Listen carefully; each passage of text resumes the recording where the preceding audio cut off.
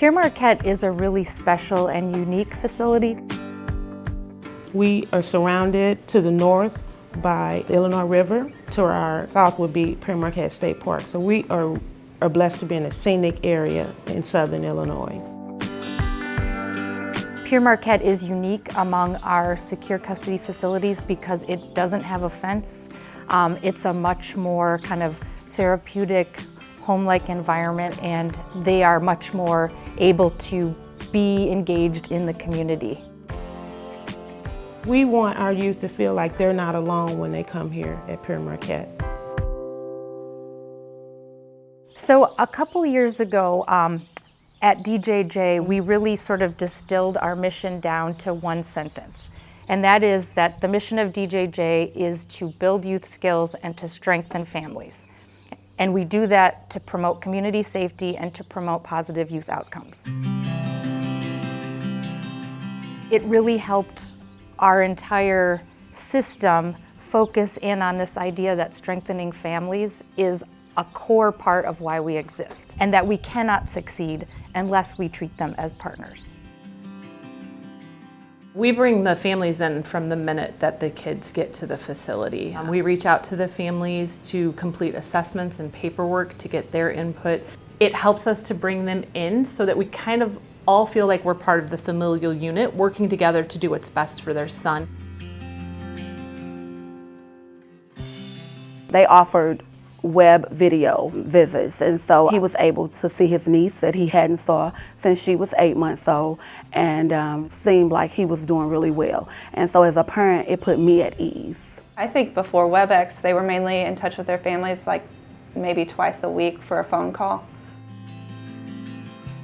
Family visitation, they're now able to come in every day 8 to 8, where it used to be weekends from like 9 to 3.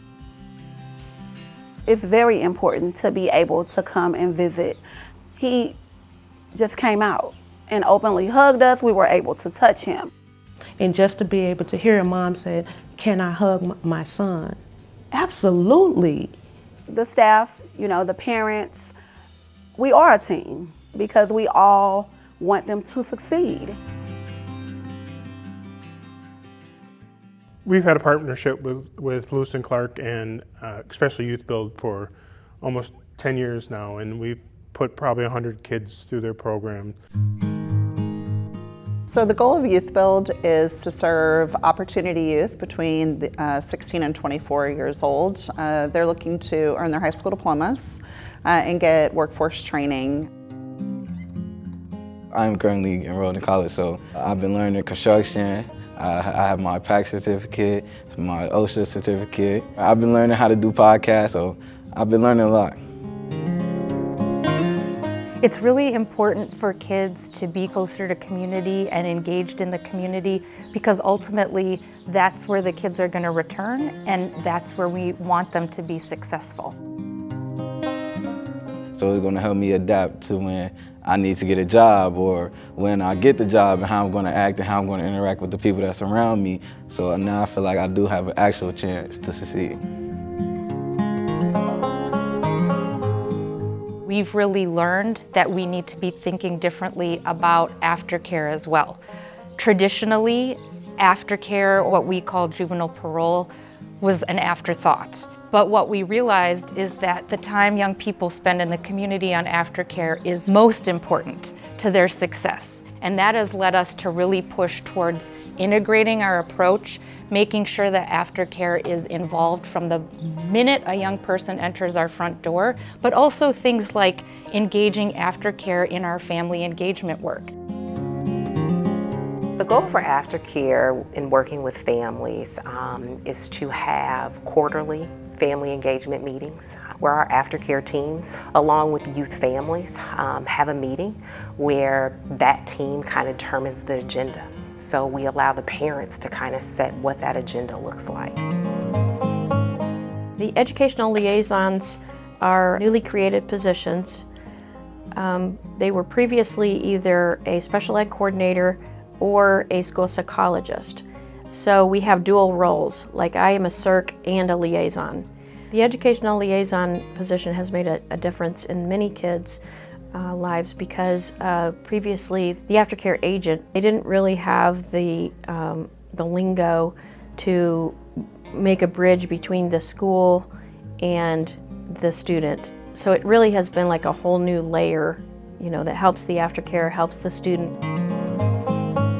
Another service that we've started offering was transitional support therapy to allow the youth to continue to connect with staff at the facility, specifically their mental health staff, while they were transitioning to the community and day-to-day living. We've really had to look at our quality assurance as well. We've focused a lot more on PbS data and really invested a lot of energy into following up. Are we seeing change?